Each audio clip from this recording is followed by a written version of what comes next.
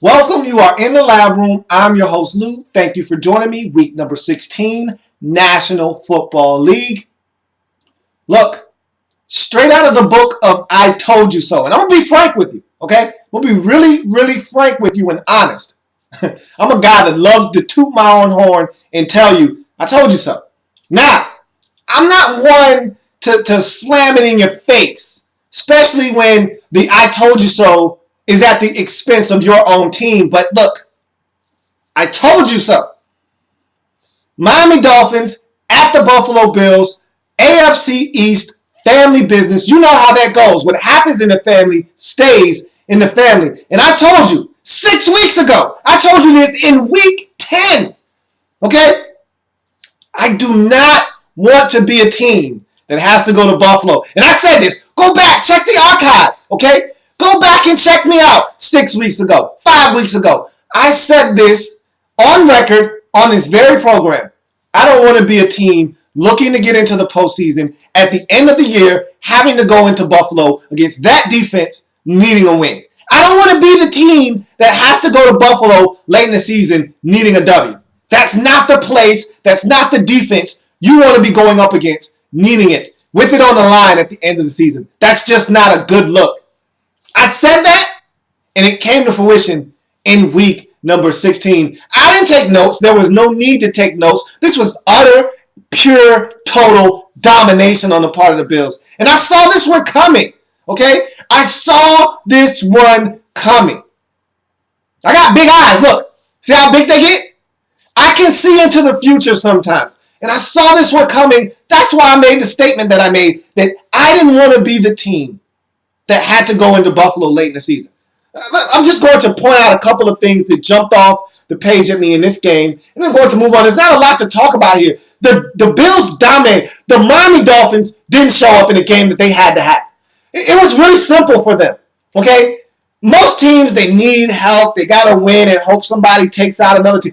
They didn't need any of that to happen. They had done enough work. They had did enough earlier in the season and late down the stretch. Last month of football, Dolphins have played lights out. And they had done enough. All the controversy, all the turmoil, they put it behind them. Somehow, Joe Philbin has been able to keep this group together on one accord, and they've been playing good football. And they have put themselves in a position in this game and in next week, if they were to win this game, just beat the Jets and you're in. Win and you're in. They could control the outcome of their season if they just won. You win this week in week 16, you win in week 17, and guess what? You get a trip to the postseason. You get to get your ticket, hand it to the ticket taker, and you get into the dance. You got a seat at the table, and anything can happen once you get in. That's always been the goal from day one, start of the season. Get a ticket to the dance. When they shut the doors and you're sitting down at the table, that's all you want to be able to do. Wipe your brow and say, I got in. Now, let's see if I can do some damage since I'm already in the dance. That's all it's all about until you get to the postseason. Then once you get to the postseason, now your goal is, let's win the Super Bowl. But if you start talking Super Bowl, how about you get into the dance first? You can't win the Super Bowl if you don't get into the dance. And if you're the Dolphins, you've done enough work to put yourself in a position that all you got to do is win. All you got to do, that's all you can ask for. Down the stretches, I don't need to rely on anybody else. What anybody else does doesn't affect me. If I win, if I take care of my business, I'm in. Well, you went to Buffalo and you laid a massive egg. Straight up, pure, unadulterated ass whooping. You got slapped in the face and you didn't respond. And yeah, I know it was cold and it was wet. I don't care. I do not care. I know you're from Miami. I know you enjoy the nice, warm weather of South Beach. And yeah, I know all of that is nice. You needed to step up and get it done on the road against a family member. This was supposed to be a situation where there was no argument, no debating. This wasn't up for discussion. You go into Buffalo and you tell them, hey, sit down, shut up. I know it's family business. I know you have a lot to say. Right now, I don't have time to listen to your arguing and your bickering. You sit down, you shut up, you let me say what I got to say, and then I'm out of here. There's no time for a discussion and a back and forth. I got to have this one. You're not going anywhere, so you can't stop me from going anywhere. And that was supposed to be the end of the discussion. Get out of there. Get a win. Get out of Buffalo. This is how the game unfolded, essentially. Not a lot to talk about. Again, Buffalo dominated this game. There's not a lot to break down here. Squandering early field position. And this was a tall tale sign of things to come in this game. The Dolphins squandered early field position, and that's a bad omen for a game. You get the opening kickoff, and you get a nice return from Big Pen. I'm like, okay, that's nice. Out to past the 30-yard line. It's great field position. See if you can do something with it. You do nothing with it. Okay, that's fine. That happens. That's not irregular. That's something that can happen. That's not abnormal. Fine, you had to punt. But you pin the Bills deep. And again, they got Thad Lewis, and we'll talk about that here in a second, at quarterback. He does nothing. They got to punt the football. And they get a 25-yard punt out of Brad Nortman. Okay? Brad Nortman comes in and kicks a stinker. Shakes it off the side of his foot. Gives you the football in Bills territory. And you go backwards. You get sacked and you got to punt. So, right there to me, that stated that you weren't ready to take advantage of some opportunities early in this football game. And that's pathetic. When you got to have it, you're on the road, and you need it, and you come out flat like that with opportunities, I don't know what to say. But if that's not bad enough, check this out. No E.J. Manuel, so you get Thad Lewis. Now look, I don't know if that's a good or a bad thing because E.J. Manuel is prone to making mistakes. He's a rookie. However, at home he plays better. So I don't know if it's a good or bad thing, but guess what?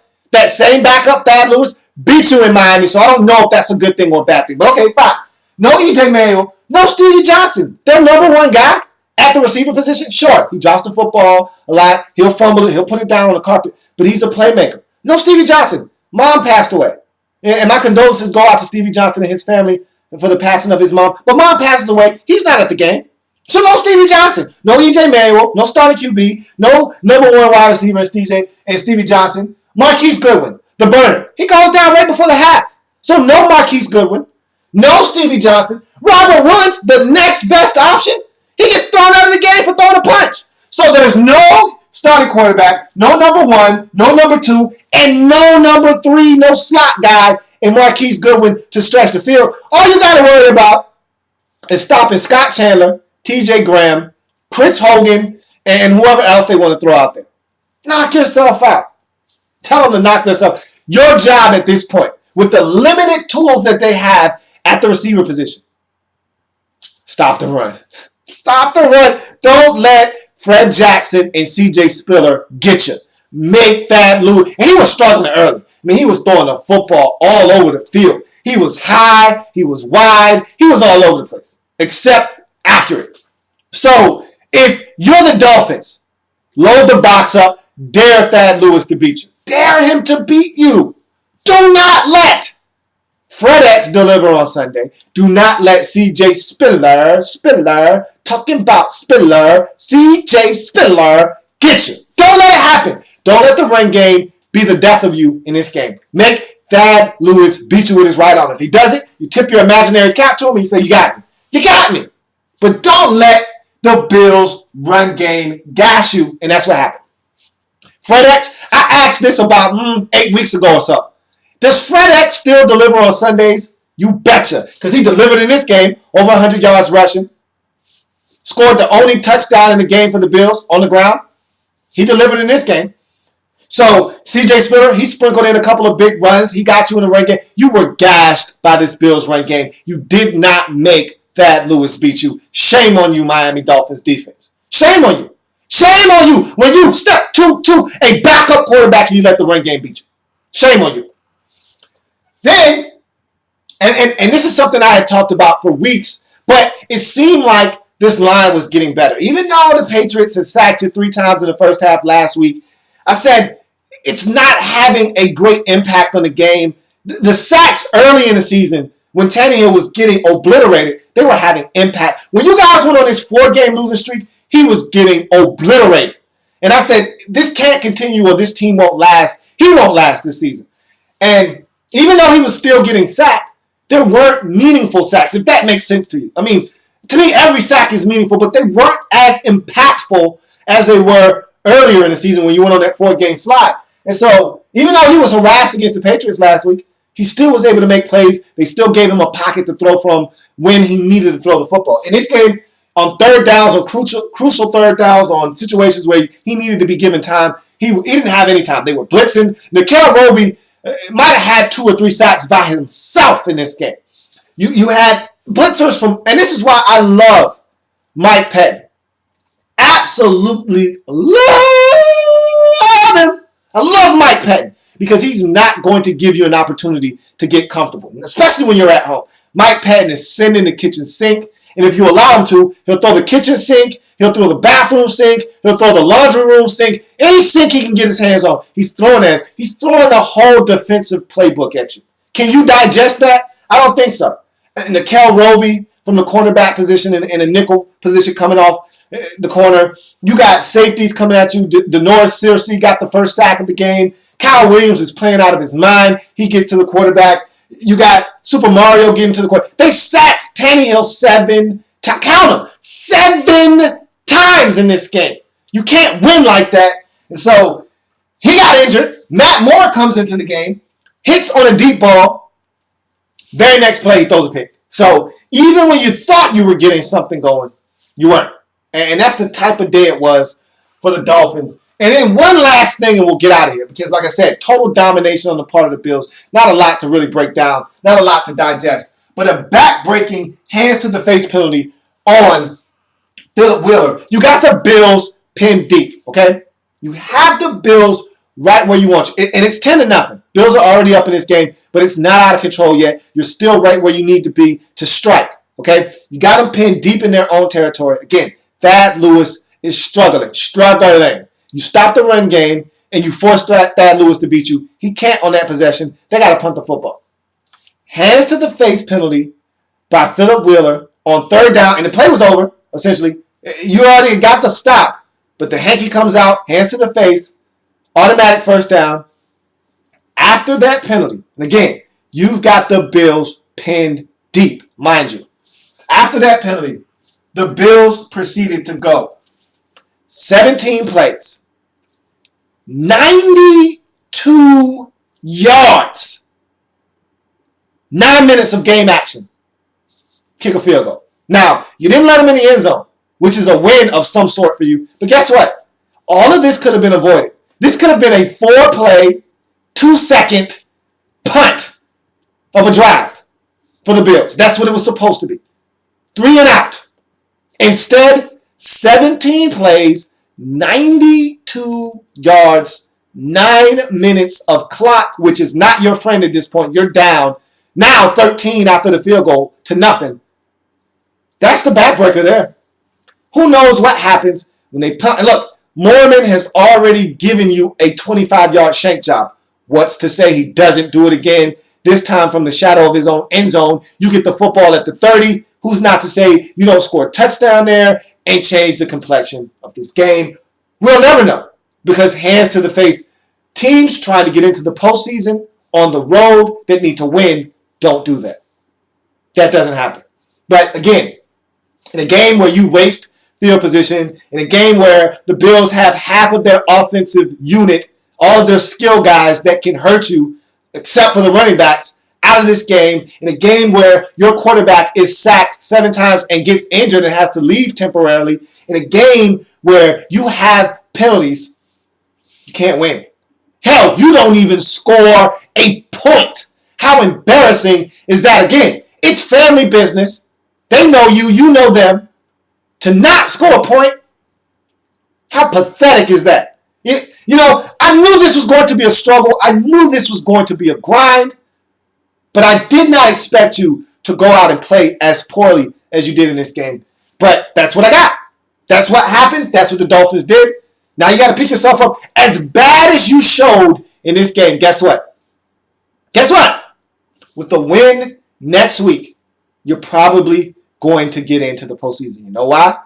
Because the Ravens are going to go to Cincinnati and lose. So if you just win at home versus the Jets, and I know you're going to be able to do that. If you just go home and win versus the Jets, everything is forgotten. We won't even be talking about this game. But trust me, if you miss the postseason, we're going to circle back, come right back to week 16, and talk about how you laid an absolute egg in a game that you had to have on the road within the division. You allowed this family business to get out of control. You allowed the Bills to have a say-so. You were supposed to tell them to sit down, shut up. You do all the talking, say what you had to say, and then you were supposed to get out of there. Leave Buffalo with a W and not look back. You let the Bills have a say-so, and they have a chance to absolutely wreck your season. Bills get it done 19-0 at home. They absolutely put the clamps down on the Dolphins. Offensively, defensively, you name it, this Bills defense did it, and then some. Thad Lewis didn't have to do much in this game. He had one big completion to Robert Woods before he got ejected. That's it. Thad Lewis had minimal impact in this game. But you know who killed him? The ground game, the defense. Mike Pettin and this defense, phenomenal job of really flustering this Dolphins offense. And look, Tannehill had a shot down the field, and I've talked about this before. He had Mike Wallace behind the defense. He's got to hit the deep ball with Mike Wallace. If you can't hit the deep ball with 60 minutes, then you're not getting the full amount of Mike Wallace. That $63 million you spent on him, you might as well allow him to take 40 of that and not even play. If you're not hitting the deep ball, you're wasting your money on Mike Wallace because that's where you're going to get the most bang for your buck. And right now, Tannehill is missing the deep ball with Mike Wallace. And until you hit that, you won't be maximizing the potential of this offense. Simple as that. But forget about all that. You didn't run the football well. You didn't throw the football well. You didn't protect the quarterback in this game. You didn't play any defense enough to keep them off the scoreboard. You didn't take advantage of opportunities. You stunk in every facet of the game. And I said that I thought this would be a tough one, but I thought you would be able to come out on top. But I said, and I'm going to leave it on this note, I did not want to be a team late in the season that had to come to Buffalo to get a W against this defense. When they're at home, they're a different outfit. They're a different group. They're a different bunch. And when they're at home, in front of their crowd, they play a nasty brand of football defensively, and you saw that in this game. Stop with the Canada games. This game in Buffalo, these fans at Orchard Park make a difference. When you go out to Canada, there is no advantage to the Bills. Stop the Canada games. That's where they need to play all their games, and that was a huge win. Buffalo gets it done 19-0. They go to 6-9 on the season. Huge loss for the Dolphins. They're not 8-7, but guess what? Like I said, I fully expect Baltimore to go to Cincinnati and lose next week. So if you beat the Jets at home, which I expect you to, you'll be in the playoffs. And I already said this. I think you're going to be the 6th seed. I haven't wavered, even though you went out and you stunk it up. I haven't wavered in what I've said. I stick by my statement. You're going to be in the postseason as a 6th seed. You just got to beat the Jets, and I expect you to do that at home next week. But pathetic, pitiful performance on the part of the Dolphins. But a lot of credit must be given to the Buffalo Bills for forcing the issue, forcing the envelope, and smacking the Dolphins in the mouth and them not responding. So that's going to do it for me here in the lab room. I thank you for joining me. It happens in the National Football League, whether big or small. We cover it all here in the lab room. I thank you for joining me. I've got plenty more games to break down in week number 16. So come back and join me as I continue to break down the week that was in the National Football League.